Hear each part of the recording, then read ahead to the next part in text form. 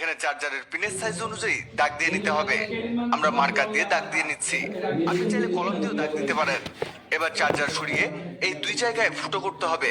আমরা ড্রিল দিয়ে ফুটো করছি। বাসায় ড্রিল না থাকলে আপনি শক্ত কোনো কিছু দিয়ে ফুটো করতে পারেন। এক্ষেত্রে সাইকেলের স্পক বা চিকন রড দিয়ে এই কাজটি সম্ভব। আর অবশ্যই মাপ অনুযায়ী এই ফুটো দুটোকে করে নিবেন, কারণ এখানে মেজারমেন্টটা খুবই জরুরি। এই দেখুন, আমাদের এখানে ফুটো করা হয়ে গেছে।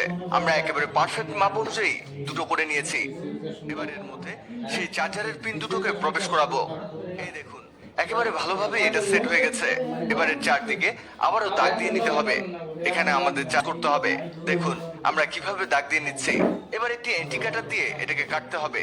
এখানে আপনি চাইলে ব্লেড দিয়েও এটাকে কেটে নিতে পারেন, তবে এক্ষেত্রে একটু সাবধানতা অবলম্বন করবেন, কারণ আপনি যে স্যান্ডেলটি নেবেন সেটা শক্ত হতে পারে।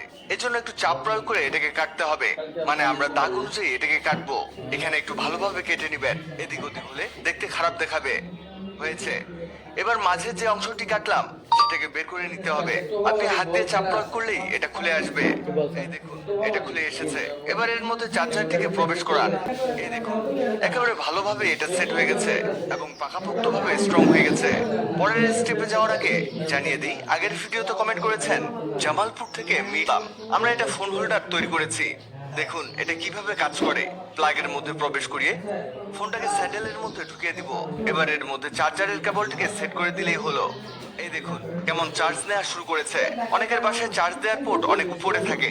এটা বানালে না থাকবে চার্জ দেওয়ার ঝামেলা, না থাকবে কোনো টেনশন। এটা দিয়ে আপনি যে কোনো জায়গায় চার্জ দিতে পারবেন অনায়াসে। ভিডিওটি অনেকের উপকারে আসবে, তাই ভিডিওটিকে শেয়ার করুন।